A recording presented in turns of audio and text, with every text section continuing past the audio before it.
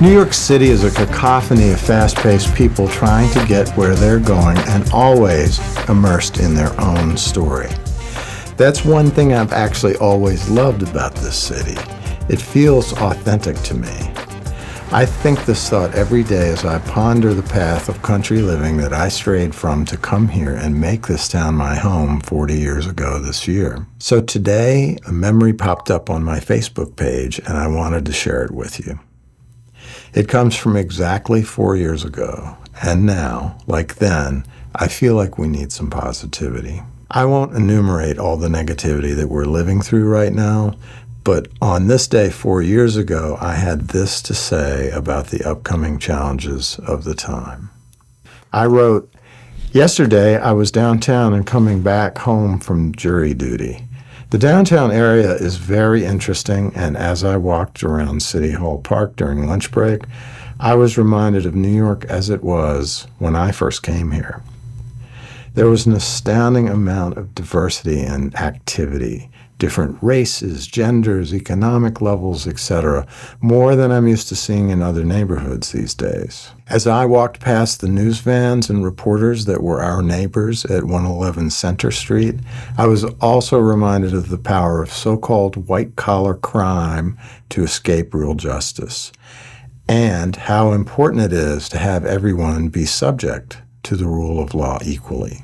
There, the very public adjudication of Harvey Weinstein was playing out, and the press pens were overflowing with cameras and camera people while well-groomed correspondents took turns with a microphone in front of the steps of that courthouse, explaining to their TV viewers their observations on the proceedings. It's unknown if he will face true justice, but it was on my way home that I witnessed the scene that would make the day for me. When I got to the subway entrance, there was a holdup, and about 25 of us were slowed to a crawl as we filed into the entrance. All the while, we're hearing the trains come and go that we're missing.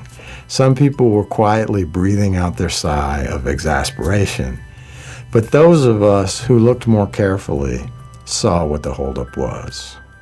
A very elderly white woman grasping the handrail for dear life with God knows what health problems was being escorted down the steps by a young black man in modest attire, and in front of her, entrusted with her walker, was a Hispanic man, also standing ready to steady her if needed.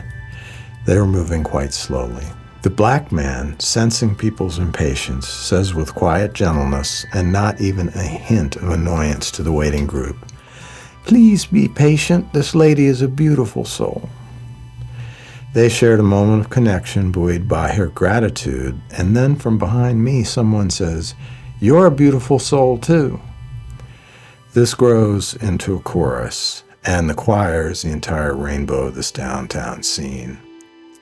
The black gentleman seems humbled, surprised, and profoundly touched by this, and soon many of the waiting onlookers are saying it to him as well. "Really?" he says. In the end, he comes up out of the subway, evidence that he is not going anywhere on this train, but has interrupted his day just to help this woman. I drew great strength from this, and I hope the retelling will give you a glimmer of hope as well. We're about to enter the most grueling 10-month stretch that we've ever seen.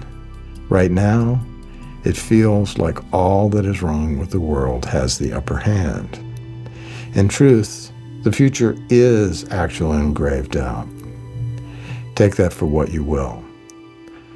But as long as there are moments like this, I still carry a faith with me that the beauty in the world is worth the being in it, even though our world seems like it's quietly crumbling. Be kind to your fellow humans. We've got to stick together now, more than ever.